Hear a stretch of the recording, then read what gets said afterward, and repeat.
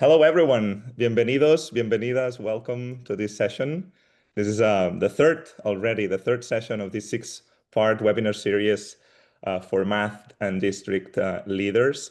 We are calling it From the California Framework to Thinking Math, which is the core curriculum that we have been working at Innovamat for the California adoption. My name is Albert Vilalta. Probably if you are following the series, you have seen me and you don't need this little introduction. But just for the new folks that are joining today or tonight, depending on where you are at, I'm in the East Coast, so for me it's tonight. For you, I don't know, Harold, would you say tonight already? Almost. Yeah, almost it's tonight. It's late afternoon here. Yeah, okay, I can work with that. So yeah, I am the math learning lead at Innovamat. I got my PhD in Barcelona, my hometown in Spain. That's where my accent comes from. So today we're talking about multilingual learners, and that touches a lot my experience with English.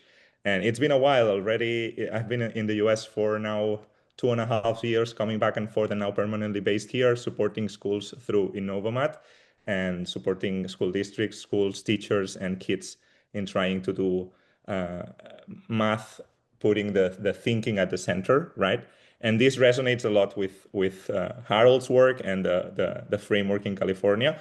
We got some feedback in the series, in the first two sessions. Our goal with this series was to devote time on the framework and devote time to reflect critically and know a little better the framework, which is over 1,000 pages, we all know, and it can be at the beginning a little overwhelming to digest. So all these sessions are meant to be an appetizer for you to start thinking on the framework. And of course, there is much more to say, and we won't have time to explore, not even in 6 sessions. But it's good to start scratching the surface because this is coming to us all in California. And it's going to influentiate many other states. And I know many people is following us from all over the world. And we could check the chat as we continue. You can type where you're joining from as we move on. The second goal was to support you as leaders in spreading the message. Many teachers will come to you in the following months, if they didn't come already, asking you about the framework. What are we supposed to do? What are we supposed to go for? This is about helping you, giving you a few tools to spread the message, spread the word. And last but not least, giving you some practical lens, right? Some actionable things for you to start changing things in your classrooms with your teachers, right? And today, as I was saying, is the third session of a 6-session series. We started with Kathy Williams on big ideas a few weeks ago. Then we continued last week with Peter Liljedahl. We talked about open and engaging tasks. And tonight we have Harold Asturias, and I am welcoming you and thanking you for joining us, Harold. Hello. You're Harold is welcome. the director of the Center for Mathematics Excellence and Equity at the Lawrence Hall, if I am pronouncing it correctly, Lawrence Hall Yes. of Science at UC Berkeley. And Harold, you have been helping us when we were like exploring the framework and seeing that many ideas from the framework were aligned with our work at Innovamat, but we needed more help and an experienced lens on especially in your case with the MLL approach. And we come from an MLL approach because we are not most of us were not from the US, but we needed a few more tools, right, in how to help teachers implement these practices that we might imagine, but it's sometimes hard to put down in words and in action in a class where millions of things are happening. So Harold has participated in the NCTM group that wrote the assessment standards, and now I maybe we could start like this, Harold. What's your relationship with the framework? What's your relationship with the new California framework? Sure. Thank you, Albert. And if we can switch, I'm going to share my screen, and then I'll tell you what my Yeah, then relation. let me just to be polite with and mindful with the people that is joining a few in the next sessions. Next week, we will have Ma Bernadette from CMC, the president of CMC, talking about social justice. We're very excited for that session. And this is new, good news. We have Cecilio Dimas from Silicon Valley Math Initiative joining also on May 29th, helping us talk about assessment, which is always a controversial topic. And then we will finish on June 5th, still maybe a few surprises to come. And now that I've been mindful with everyone joining us, we can go to your presentation. Harold, take over. Go for it. Thank you. Yes. So I wear many hats, and I'll tell you a little bit about identities. We all have multiple identities, and I'll tell you about some of mine. One of them is as director of the Bay Area Math Project, one of 19 sites, the Math Project. And we have, the Math Project have been engaged in a couple of the directors of the Math Project were writers of the framework.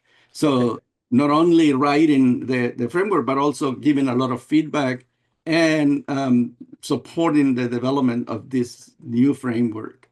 And so just to tell you a little bit more about myself, I was born in a country called Guatemala, but was raised in an even smaller country, El Salvador, and now living here in California.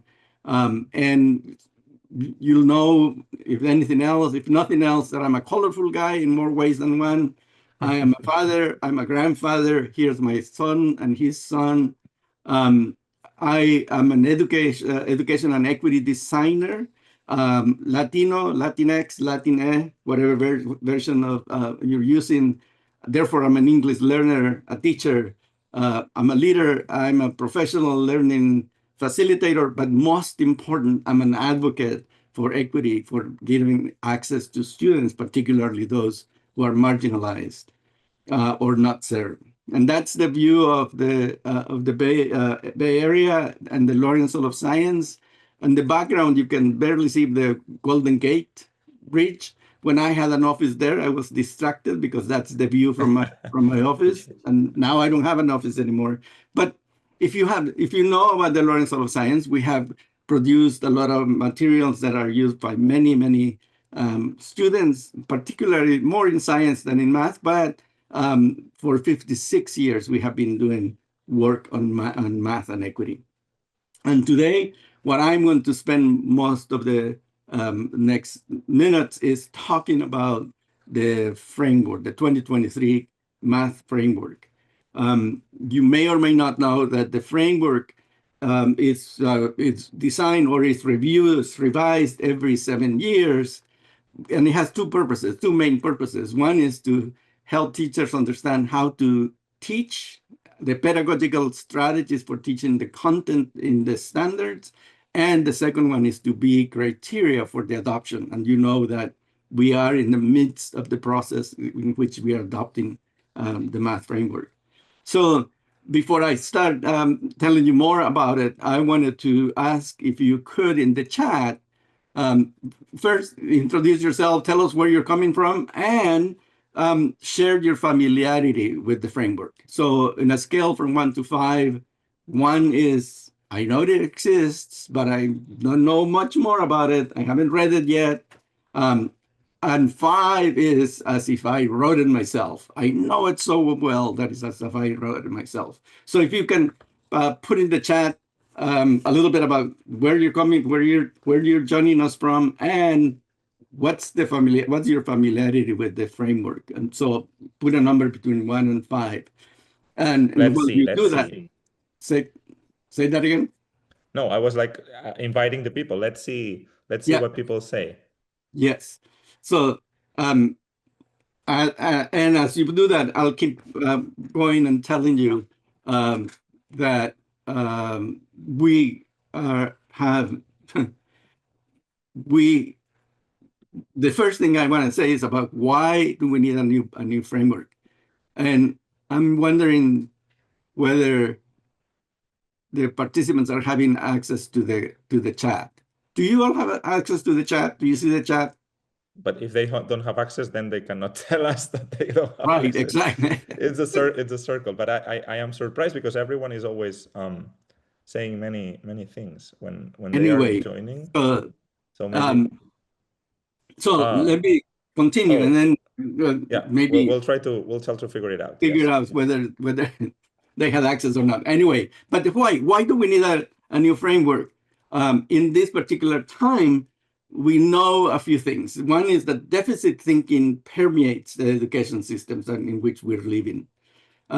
We also know that we make sense of mathematics, make sense of the world using math quantitatively. And when we do that, we need to go through productive struggle. Productive struggle is the best way, it's one of the main ways in which we learn. And we also know that we must empower students, particularly students of color. Racism and inequities are products of design. Systems are inequitable by design, which means that we can redesign them. And today, that's one of the calls we're making, is for you to think of yourself as redesigners of the instruction that you're providing for students. So we need to develop. Okay, the chat. Sorry, Harold, but the chat got activated. People were helping us and saying it in the Q&A, which was an alternative way of sharing thoughts. There's always more than one way of communicating, and I'm glad many people found it and helped us. So now the chat is open. I hope you can see it. Can you, Harold? Yes, I can see it. Yes, thank you. Awesome. Thank you. I'm beginning to see. Yes. Sorry about that. Thank you. Perfect. Okay. So, the next thing I want to say is about who are we talking about, and I talking about these students that have these characteristics, diversity, all the students that look like this, and they're so cute. And in particular, I'm talking about linguistically and culturally diverse students for whom language, culture, and literacy is not only their asset, is the greatest asset, but it's also the reason why they get marginalized. So we need to think about how do we give them access to the content and help them learn the mathematics that we want them to, that we know they need to know. So the goal of the framework is to build coherence. And there are 13 chapters, 1,000+ pages, a lot of detail, but they're chunked, or they're grouped in clusters, and those 13 chapters. So I'm barely going to tell you very quickly what the intent of those clusters is. And so the first 2 chapters are the overview and the main reasons for the expectations in the framework. The first chapter is about mathematics for all. It's about equity. It's about getting students to understand, to build connections. The second one is about how to teach with equity and engagement. And I'll say a little bit more later on about that. The next 3 chapters are 3 main focus areas. Number sense is very important, and this is highlighting the importance of developing number sense in every grade level, in every course. Then the next one is about standards. If you look at the parentheses on the right, standard for mathematical practice 3, 7, and 8. Constructing viable arguments, looking at structure, and looking at repeated reasoning. So how do we Which use... connects to the standards for mathematical practices, right? Yes, this is making emphasis on those 3 standards of mathematical practice. There you go. Mm-hmm. And then the last one, the chapter 5, is about building the foundation for data science, which is one new goal to develop new courses, particularly in high school. Then there's 3 more chapters that go into detail about how to teach about the concepts in grade bands, from transitional kindergarten to 5th grade, in grade 6 to 8, middle school, and then in high school. We know that in order to create coherence, we need to attend to other parts of the systems. So chapter 9 is about how the schools can build equity and engagement. Chapter 10 is about professional learning for teachers, what we need to pay attention to, how do we design professional learning that is relevant. Then chapter 11 is about technology. Chapter 12 is about assessment. And chapter 13 is the criteria for adopting the new textbooks. So all the first 12 chapters inform that criteria, and that's the criteria that all the current curriculum developers, designers are trying to meet to be adopted in California. In California. So let me share a thought here, Hal, because so some people that have been following us since the very beginning of the series were giving us this feedback, especially, and I love that you asked this question on the scale 1 to 5, because people who is probably a 1 or a 2 were a little overwhelmed because with Peter Lilledal and with Kathy Williams, we jumped straight into, we love it, and we jumped straight into chapters of the framework straight away. And I love, and when we were discussing with Harold I love how, since Harold has this overview perspective on the framework, we thought that this was a great opportunity to take a step back. And now in a minute, we will dive into MLL and into Harold's area of expertise.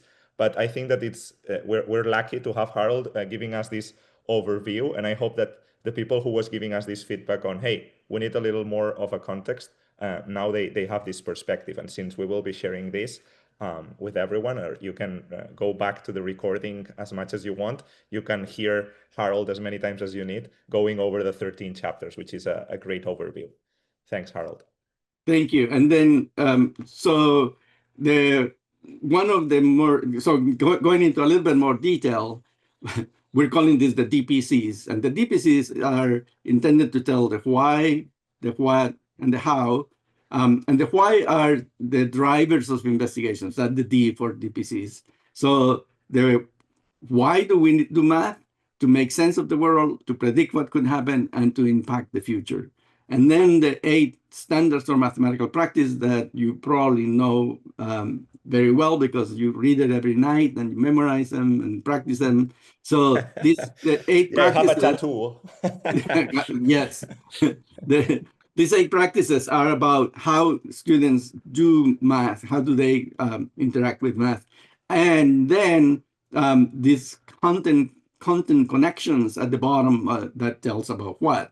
Reasoning with data, exploring changing quantities, taking wholes apart and putting them together, discovering shape and space. These content connections are above of the big ideas that we were discussing with Kathy Williams the first day. Are the connections between contents are a bridge between big ideas, right? Yes. So this is like a framework, right, of how we connect these 3 things. It's DPCs. And then how we enact them is by teaching around big ideas, engaging tasks, social justice, questions, conjectures, those 5 things on the left. Mm-hmm. This begs the need or the question of how do we do this? And one of the things that we need to think about is how our actions generate the outcomes that we want to generate. So if we want students to experience academic success, to understand their own and others' cultures, to communicate their way of thinking, develop a social political consciousness, and thrive in a world that is constantly changing, then we can use these content connections, the practices, and the drivers of investigation by designing instruction, lessons, curriculum, teaching that emphasizes the content connections with the practices, and then in order for students to make sense of the world, predict what can happen, and if we do all this, then we'll generate those students. So at the bottom, as a foundation, then we use those 5 components that I said earlier: teaching big ideas, open tasks, teaching for social justice, inviting students' questions and conjectures, and prioritizing reasoning and justification. So this is a logic model that is my interpretation of what the framework, how the framework is putting together the pieces that create coherence. In addition to that, it's so many things to keep track of. So we need something that anchors us. And the the framework that I use is the True Math, Teaching for Robust Understanding. Alan Schoenfeld at UC Berkeley did a research and found, and by looking at thousands of hours of teaching and learning, identified 5 dimensions of mathematically powerful classrooms. And the 5 dimensions are mathematics, cognitive demand, equitable access to mathematics, agency, ownership, and identity, and formative assessment. And let me say that we will share these slides with you. And one of the last slides will have a lot of links to resources, and one of them will be to this framework. But just to give you a little bit of a more sense of what those 5 dimensions are, about the mathematics are about opportunities to learn mathematical ideas, perspectives, and connections. Maintaining high cognitive demand is about creating opportunity for students to grapple with that, that productive struggle to grapple with important mathematical ideas. Equitable access means that everybody, particularly multilingual learners, particularly those students who have not had opportunities to have access to the content, how do we pay attention to all of them? And then agency, ownership, and identity. If we give students opportunity to exercise their agency, then they're going to develop a willingness to engage and a positive mathematical identity. And of course, formative assessment is about the feedback that we give them. So if we have these 5 dimensions that are always in play in a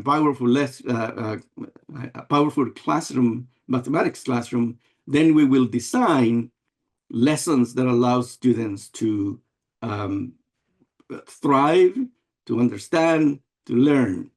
And one of the main features of lessons that are useful in that is called diagnostic teaching, that starts with what students do know and then build from that.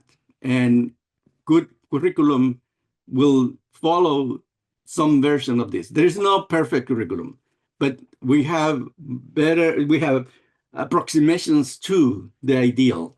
And a good design is one that starts with a launch, then gives students some sense-making time with peers, and then closes with a closure with discussion and summarizing. And I have been using this idea that the first 2/3 of a lesson are divergent, is getting all the ideas out. The purpose of the first part of the first 2/3 of a lesson are to get all the ways that students are thinking out for that we can discuss them. And then the last third is converging on grade level content. So when I look at curriculum, I'm looking for how is it that it's allowing or prompting students to do that. And at the top are probably, I'm hoping that you're familiar with Peg Smith ways to orchestrate the discussion. So they're very connected, very, very, very much connected. So this is the idea of how lessons are designed to give my multilingual learners and other students access to the content and the thinking. So the question is, what role does language play in learning content? And as you can imagine, as I think you can agree, it has a very key role in language, in learning content.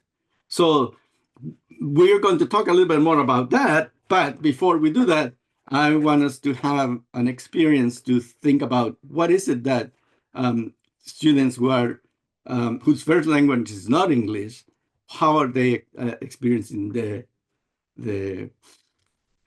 content, the learning. So I want to ask you to work on a problem, and I want to ask you to use the chat to reply. And what I want you to do is, first of all, I want to show you the problem, which is called travieso. And I want you to take 30 seconds to think on your own. And then I'm going to ask you to look at the task, at the problem, and say, what do you understand first of all, I want you to say, what's the answer? If you can, at first, I think you're going to probably have a guess. So wild guess, that's fine. But what I want you to put in the chat is whether you understand something. What is it that you understand? What is the problem about? What is it trying to do? Okay, so here we go. 30 seconds on your own. Say that again. Let's play. Let's play. Let's see. Here's your problem. All right. Let's take 30 seconds to dive into it.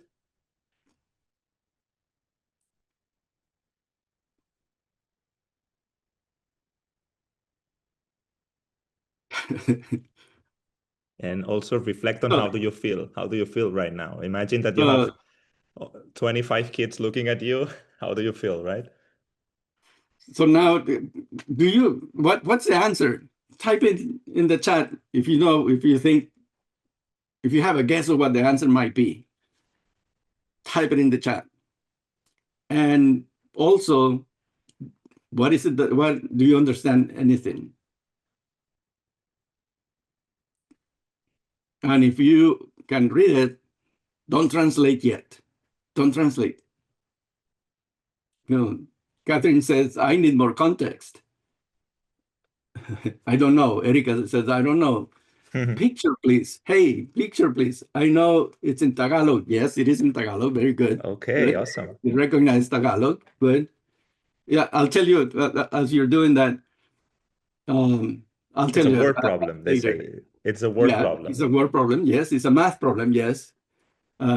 Multiple representations and images are needed. Yes, yes. So you get the idea. But this is kind of some of our students who are not English speakers. This is the experience that they have when they are faced with a word problem like this. So let me give you a little bit more help. So here you go. You wanted an image, you wanted a picture. That in the corner is a bad picture of a horse. So what do you think the question is about? Oh, by the way, do you see a question mark? There's no question mark, right? So what do you think? What might the question be? Type a guess.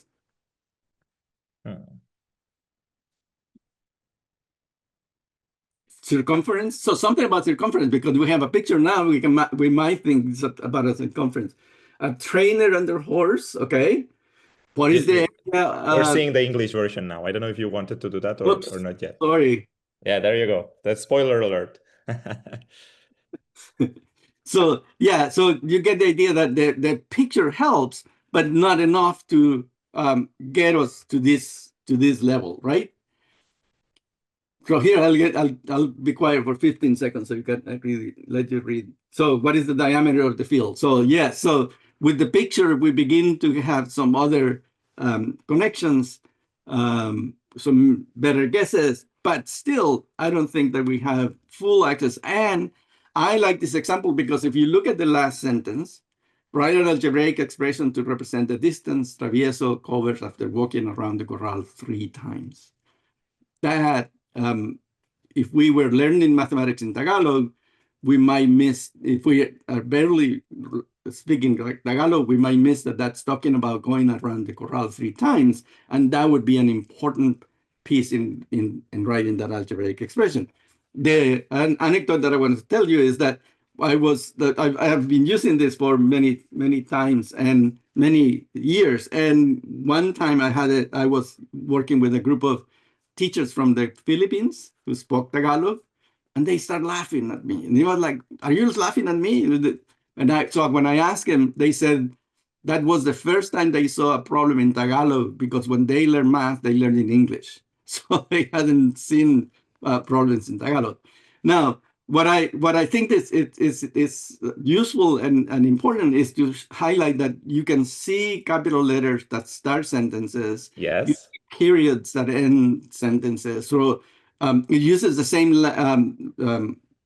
characters, right? It looks that go from top to bottom, left to right, much like the English that we use. And there's some these words like that are called that are words that are used and said very similar to the ones we use in English. Caballo or other languages. Caballo, for example, is a word sounds like caballo that we use in Spanish. We spell it. But you know what happened to me, Harold, No, when I'm tell me. seeing this text is that unless you read caballo and then I Yeah. make the connection, the K and the Y just distract me. I am just overwhelmed by everything, so I don't see that, right? Cuadradong, maybe, but caballo I was completely unnoticed. Algebrang, yes, we all can work with that, and my representa also. But caballo and cuadradong are very, very well hidden. Well, the what you're highlighting is the importance of engaging all the modes of language, right? Listening. So if I read it out loud and you spoke Oh yeah. Spanish, and I say, I will not do a good justice to the language, but Cuyumangin Caballo, then if you hear it, it's important for you to hear it, to see it, to read it, and to write it. So we need to engage all modes of language. And we started with listening, right? So think about how did it feel to solve a problem in a language different than yours? And did you feel you had access to the problem, to the language, to the mathematics? Type in the chat. Let us know how you felt. How does that feel? Imagine your students who are barely learning English. How are they feeling if this is the experience that they're having? And we're being very nice here or very benevolent, but honestly, the kids that are learning English, they experience these not only in the moment of doing the word problem, but all the time. In any interaction they have at school, in the streets, at any place they go, this is 100% of the time. It's not in the context of a word problem and then we move on back to English. No, no, no, no. This is full immersion, right? Yeah, and so Colby says frustrated, disengaged, Absolutely. and Absolutely. that's what a very typical experience, right? That if you don't understand, if you cannot have access to, then why there's not enough incentive for you to try. I don't know. I didn't know where to start or what to do. Unproductive struggle is frustrating. Exactly, right? So the other thing that I think is a point to be made here is that when we put students in small groups, then we need to help them see each other as resources. Because because of the format that we're using today, we couldn't put you in breakout rooms, but the ideal would be to have you discuss with each other, because in a group, multiple ways of thinking, multiple expertise would help. And what one doesn't see, others might help. And that's an important part of the learning and the design of the lessons. So this means that we need to ask the question, what do the English learners, what do multilingual learners need? And I think that they need at least three things. They need to be empowered to understand the content. They need to be know to use language for academic purposes, and they need to believe they can do it, because the systems, because of the inequities that are embedded into the system, they tell them that they're not good at, that they can't do it. But we know that everybody can think, even if they don't speak English. So if you don't remember anything else of what everything that I've said, I want you to think about three key ideas about language and use these ideas to design the instruction for students. The first one is that language and mathematics are interconnected and mutually reinforcing. The second one is that language, more than a communication tool, is a thinking tool. If we I get love that one. students to, yeah, if we can get them to think of language as a thinking tool, then we're helping them. And more than learning the academic language, the technical words, hypotenuse, the students, more than that, they need to learn how to use language for academic purposes, to justify, to explain, to argue, to reason. So these are three key ideas. And when we look at the practices, this diagram shows the relationships between and among the practices in the math, in science, and in language arts. And in the center are practices about making arguments from evidence. So when we ask students to argue, to explain, we're helping them not only in the mathematics, but also in making arguments across the subjects. And you can see the AER for English learning, for language arts, M for math, and S for science. All practices are asking students to make arguments and use language for that. So the question is, how do we do that?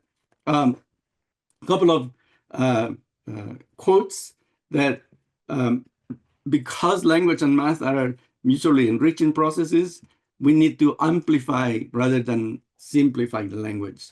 Simplify, this is Aida Walke, is one of the leaders in about English, multilingual learners. Simplifying includes avoiding the use of challenging texts. It's simplifying, we can simplify for students. What we need to do is amplify the language, giving them strategies for learning and tackling the complex text. Lily Wong Fillmore, who had done a lot of research also, talks about appropriate instructional support from teachers who understand how to support language development. And one of the key texts, articles that we use is this from Understanding Language, which is a Stanford University document in which they have identified four principles of design. So anything and everything that we design has to support sense making, has to cultivate, optimize output, cultivate conversations, and maximize meta-awareness, both of the metacognitive awareness and meta-linguistic awareness. And with that, they have identified eight mathematical language routines. I'm just going to highlight two or three of them. The 3 reads is a strategy. You'll have a link to all the documents and more descriptions of them, but the 3 reads will tell you a little bit more later. And then yeah, we'll do an example later. Yes. Yeah, you have an example of that.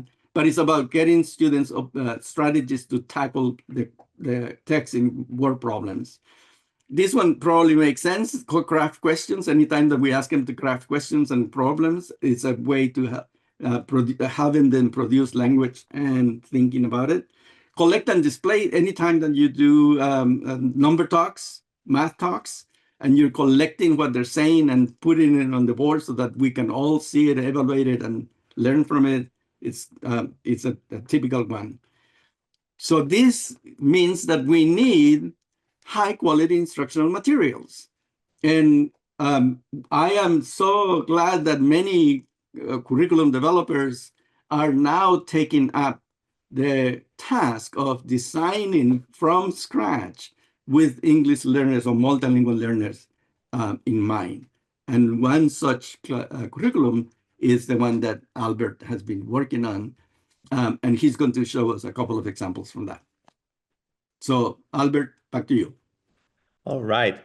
But let me ask you a question because I now need to digest, because I heard you 1,000 times and still learning and you're throwing many ideas. And so let me try to reword some of the ideas and see if I'm on the right track, and also the audience might join me in this reflection.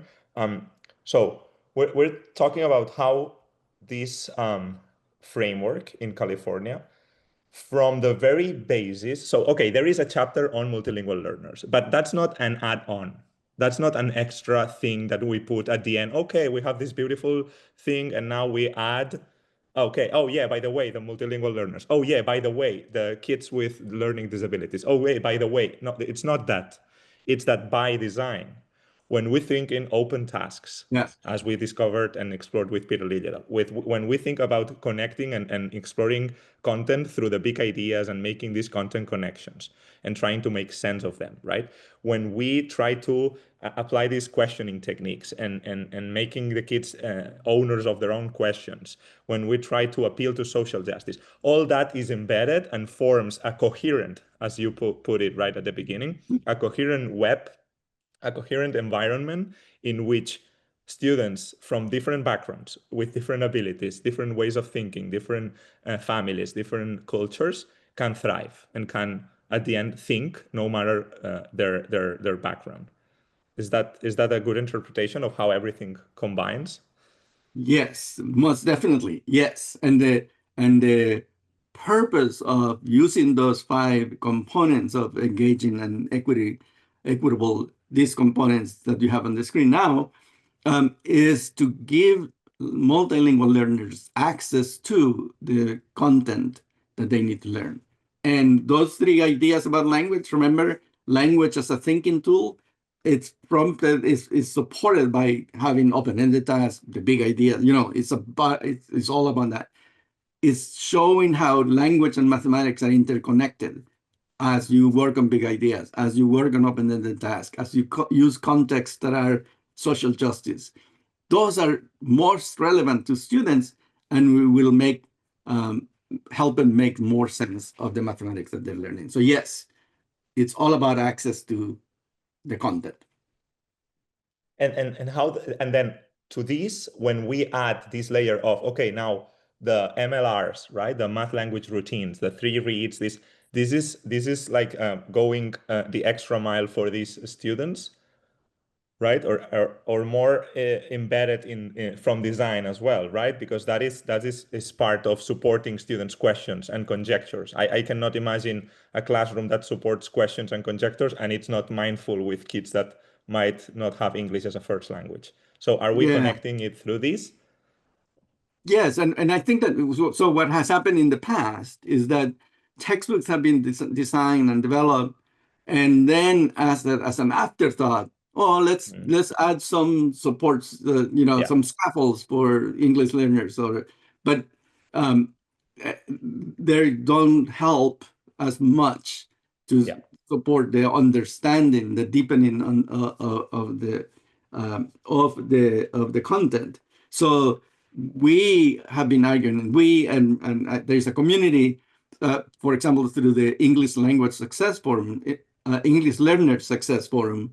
We have been working with a lot of curriculum developers and designers to understand that the design of the lesson has to have embedded in it, not as an afterthought, not an additional thing, but embedded in it, support for English learners. So when we have math language routines as part of the lesson design, not only we are helping multilingual learners develop the language for that, but also for even English speakers, native English speakers need to learn how to use language for academic purposes. Absolutely. So it's a win-win. It's not a trade-off. It's a win-win. No. It's beneficial for everyone. And here's an important point. Not everything we do for everybody will benefit English learners. We need to pay specific attention to English multilingual learners' needs and assets. But everything we do for English learners and multilingual learners, using their assets and building from that, will benefit everybody. So it's a win-win, as you said. Yeah, I completely agree. So as we were like discovering the framework and reading it and being amazed on how it puts together many thoughts that we had in our way of thinking and designing tasks at Innovamat, and while we were trying to learn from it and improve it, we came to you, Harold, and some of your colleagues, Karin, also from Berkeley, and we were trying to make sense. And I have to share an inside story here. We were super happy to hear you speaking the first times, because we were like, okay, we were concerned that we maybe we're not mindful enough of this reality that happens more specifically and more intentionally in California with social justice and multilingual learners.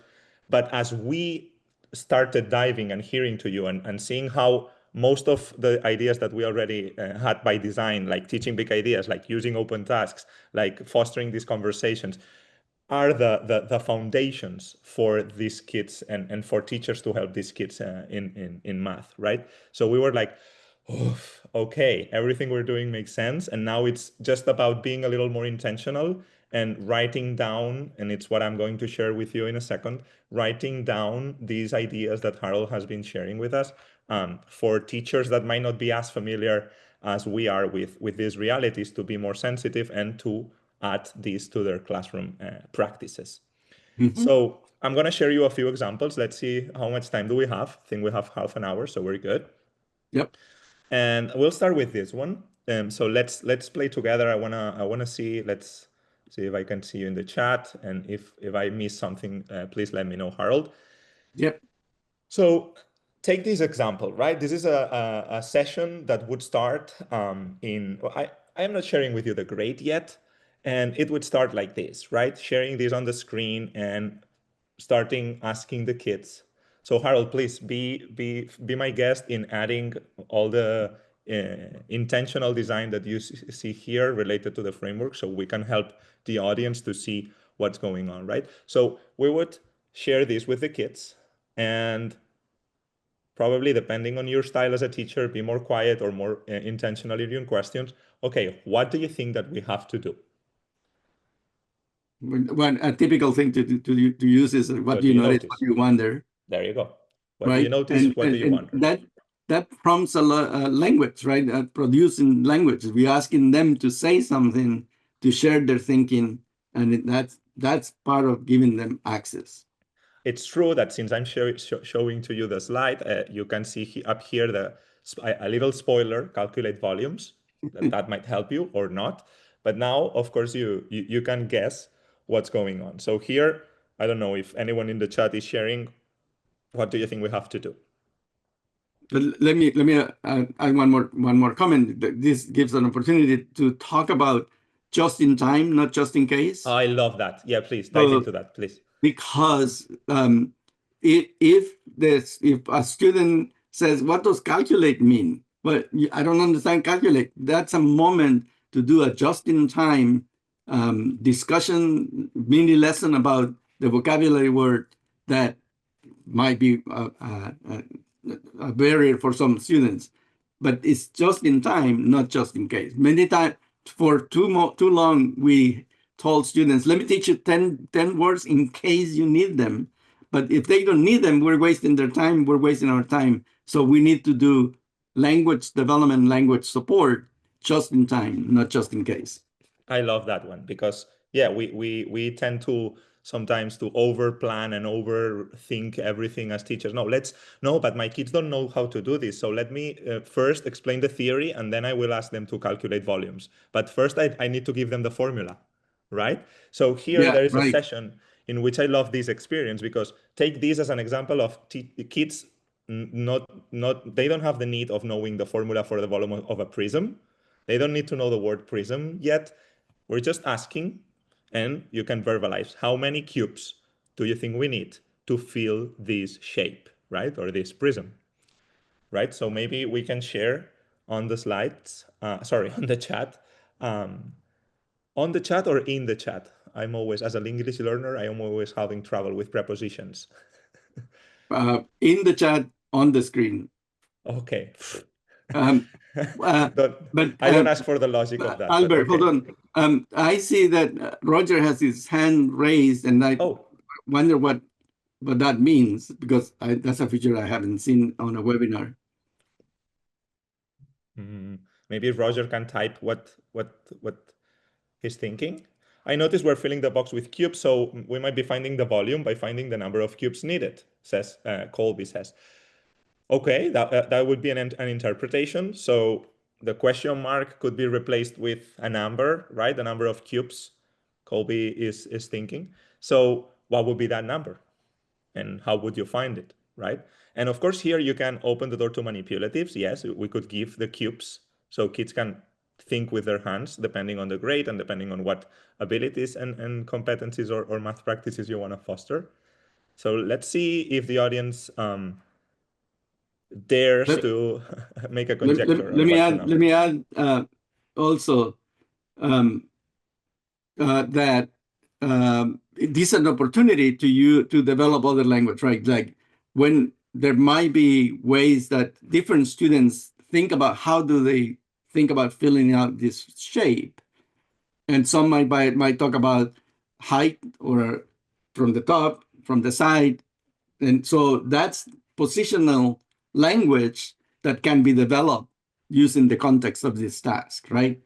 And helping them think about, so how many cubes tall is the shape? How many cubes on Wide each or side? long or yeah. Right. So it's an opportunity to develop that just in time the language for talking, describing, and the shape. Okay. And Heidi from New York says, oh, by the way, hey Heidi, we recently spoke, we recently met. Loving to see you here. The formula students are given is volume equals base times height, right? Or we could, of course, expand the base. And so many teachers, as Harold was saying, just in case, they teach first the volume formula and then we go practice. So there we might lose some students that are not understanding where this formula is coming from, or even if they get it, they might forget because that was not deduction, that was not following the process of conjecture, reasoning, right? That we want to foster here. So we would. Are you able to see my screen still? Yes. Yes. Good. Okay. Let's see if I can pass the page. Oh, I don't know. You have to click on it. I don't know why I I think can't. you have to move your cursor to the there. There you go. There you go.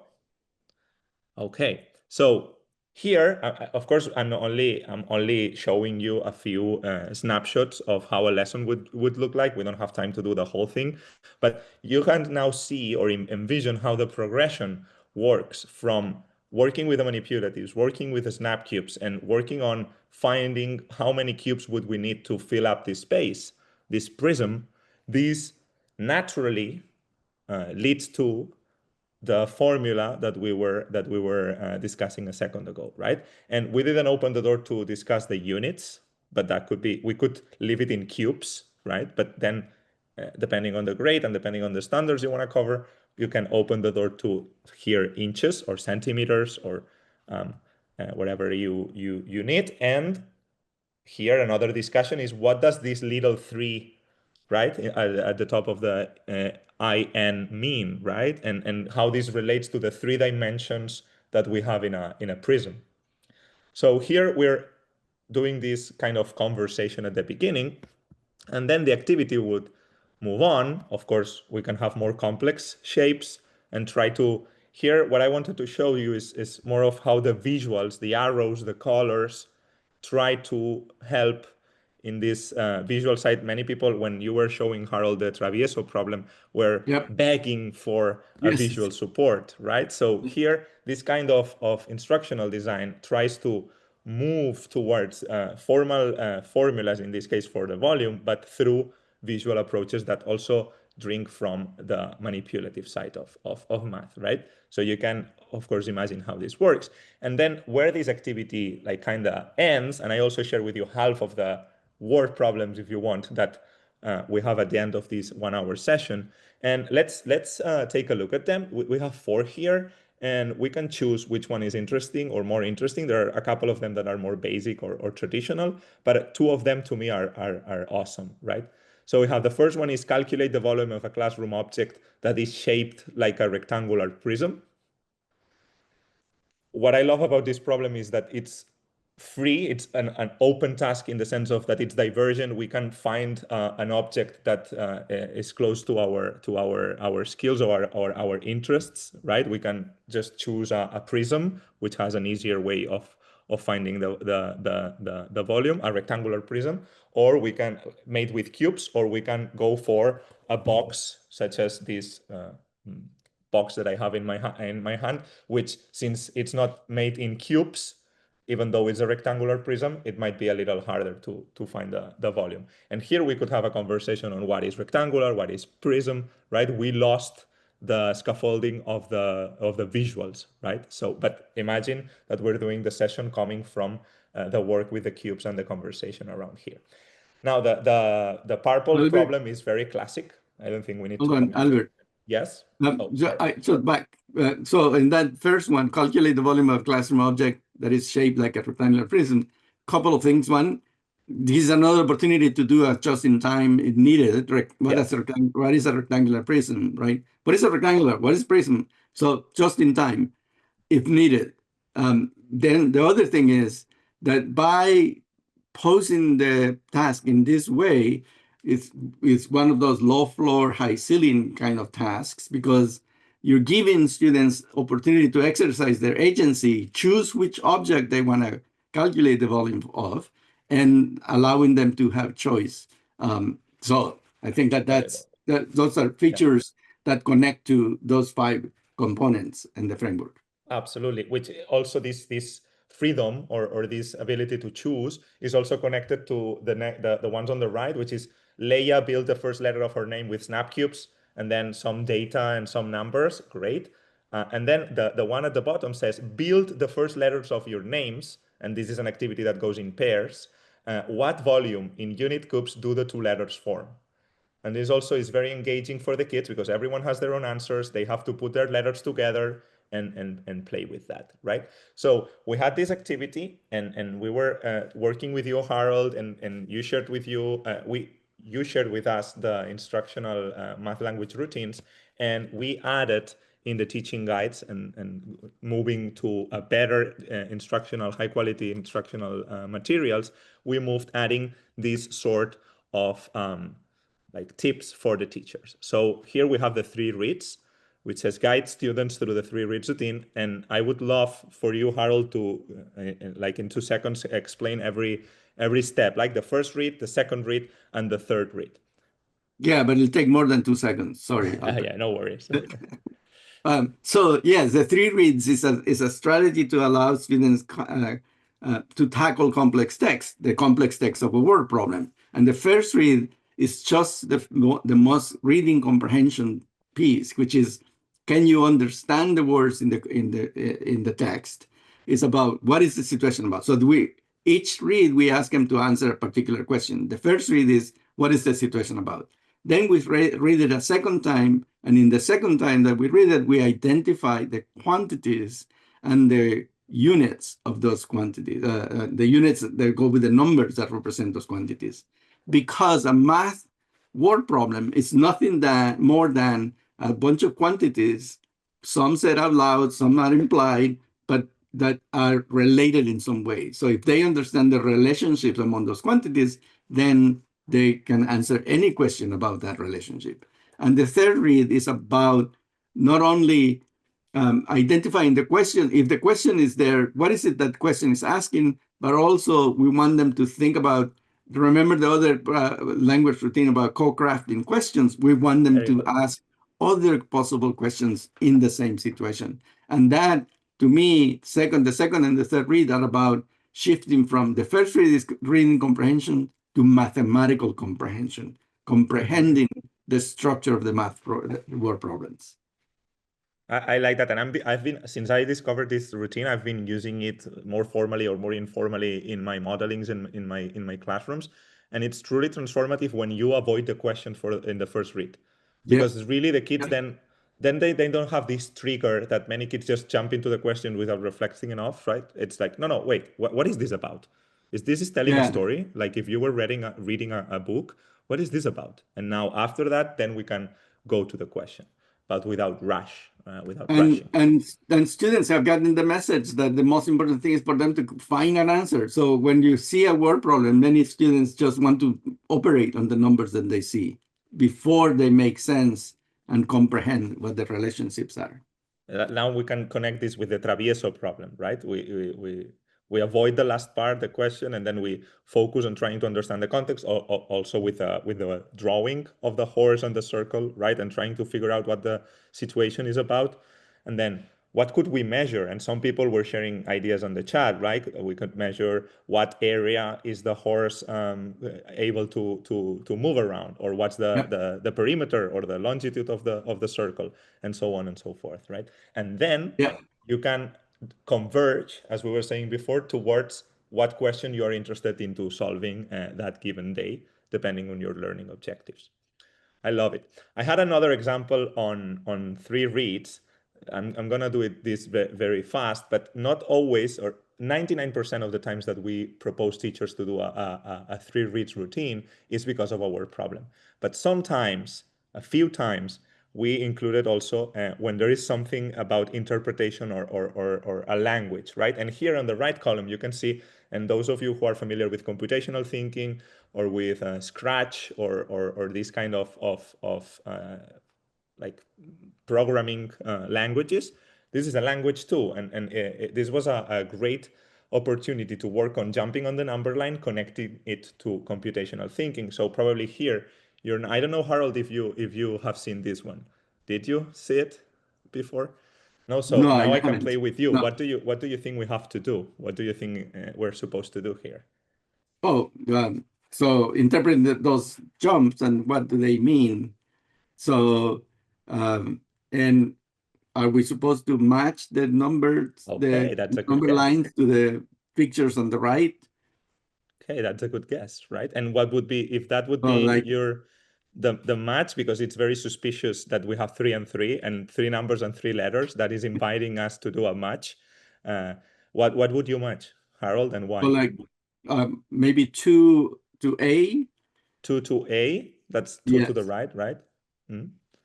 Well, yeah, because A is showing an error. I don't know much about programming, but it seems like if there is an arrow going to the right and it says a number 2, that looks like on the left, the second number line is showing a jump of 2. Okay. And why is it not Right? number 3, A? Because number 3 are jumps of size 1. There's 2 jumps, but there's size 1, which seems to be C on the right. It has this loop, right? Which is very much into programming and computer science, these loops, right? So awesome, right? This is a language. So here as well, we can connect this to this idea that, and Harold, you just said it, I don't master this computational language, this computational thinking, this programming language, but you still, since there is a drawings and there is a connection with the number line, that is a thing that you are more familiar with, we can make these connections back and forth, right? There are kids that are more comfortable with this kind of programming games, or maybe they know that before the number line, and this fosters these connections between two languages. So here the 3 reads routine works again, right? In the first read, in the first read, we read the code without focusing on the numbers, just to understand what do you think this green arrow means, what do you think this button does, etc. In the second read, we try to identify the quantities and see how they are related and the directions. And in the third read, we try to connect to the code to its visualization in the number line. We could argue if it's a read or a visualization of the drawing, but we also did a few of these, extending the MLR6 beyond word problems, which is the natural place to be. So the activity continues, and then there's a puzzle. Imagine that you have all these cards and you have to create 4 columns in which you relate code with number lines and with operations. And then we can talk about equivalence and same result, and all this comes in a beautiful activity. And this is first rate, so very early in elementary. Okay, and at the end, we have some free creativity, create your own operation with additions and subtraction with several components, and then try to draw the code or use some stickers and printables to just create your code, because sometimes it's difficult for them to draw, and then represent that on the number line. So this is again this openness, this divergence that we were discussing. And then this finishes with a gallery walk, right? And we have 5 minutes for the last example. And I think we're gonna do this one. And I'm gonna just fly through it because I know you're familiar with the times three table, everyone in the audience. So we would start, how many tricycles do you see, right? And probably without the question, many kids could start thinking of questions that we could ask here about the number of tricycles, about the number of wheels, about the number of big wheels or small wheels, right? So we keep fostering this conversation through the drawings, right? How many small wheels do you see? 3 times 2 is 6. And then this connects to, okay, how many wheels are there in total? 3 times 2 is 6. And then 3 times 3 is, and we try to connect times 2 table to times 3 table, right? So here you go, 3 times 2 is 6, and then 3 more is 3 times 3, right? And trying to do this relationship. Bicycles are not the only model. We're all familiar with the array model, rectangular model. So again, 2 columns in blue, 1 column in yellow. How many blue tiles? How many tiles in total? So we can relate 3 times 2 to 3 times 9, right? And the activity finishes, and I wanted to show you another example of math language routines in action. I love how this activity finishes. If you have seen me doing PD on multiplication and multiplicative thinking, I always go to this activity because I love it. And you can see how we, at the end of the session, after exploring a lot and using also manipulatives and the times two table, we arrive to the triangles, right? Because number 3 is related to triangles. Many teachers say, but you don't ask always in the same way. You see, right? 4 triangles have space vertices. And sometimes we just go abstract, 2 times 3 equals, right, in the center. So we try to change the ways in which we ask the questions, and that's intentional. But what I love is when we focus in the exercise too. This is one of my favorites when it comes to patterns and times tables. So here, picture yourself trying to put the beats on these abacus, right? And try to represent with beats, right? Connected to money. These beats represent the place value of the results of the times three table, right? So we would think about it, and we can see the answer here, right? I'm spoiling it for you, I'm sorry. But here we can start asking, what do you notice, right? And this, I've been doing this for years, and every time I ask this with adults, with kids, the conversation is awesome, right? Because, and I think that is super, super, super unexpected to me the first time I did this activity, is that if you see the columns, right, in this 3 times 3 table, if you see the first column is, let me see, the first column is all of them are using 3 bits. You see, 3, 1 and 2, and 2 and 1. That is somehow suspicious. The second column is using 6 bits, 0 and 6, 1 and 5, 2 and 4. And the third column is using 9 bits, 9, 0 and 9, 1 and 8, 2 and 7. So in the times 3 table, the number of bits, which is the addition of the digits, the number of bits we are using is always 3, first column, 6, second column, or 9. So this, which is an activity we do in 3rd grade, connects to what we do later in 5th grade when we ask about the criteria for divisibility by 3. Do you remember the criteria for divisibility by 3? It's if the addition of the digits equals 3 or a multiple of 3, that number is divisible by 3. This is the reason why. So what we're doing here, let me show you, is helping the kids through these co-crafting questions and what do you notice, engage students in formulating questions about these patterns they observe, and helping the teacher to prompt them with an open question such as, what do you notice? And guiding them later to ask questions like, why does each result increase by 3? How is the 3 times table connected to the 2 times table, as we saw with the tricycles? And these questions are the key to observe patterns. Many teachers come to me and say, my kids don't see patterns. My kids don't. The first step in seeing patterns is asking the right questions. Why is this happening? Is this happening always?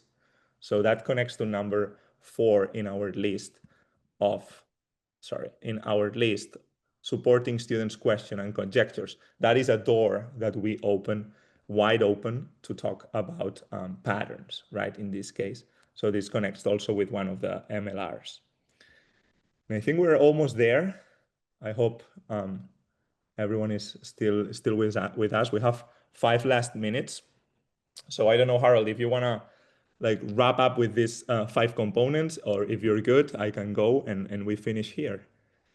Yeah, no, I think that just again make the case that if using these 5 components, what it does is supporting the development of language by asking students to produce language, to have a lot of conversations with each other, and then to make sense by using language as a thinking tool.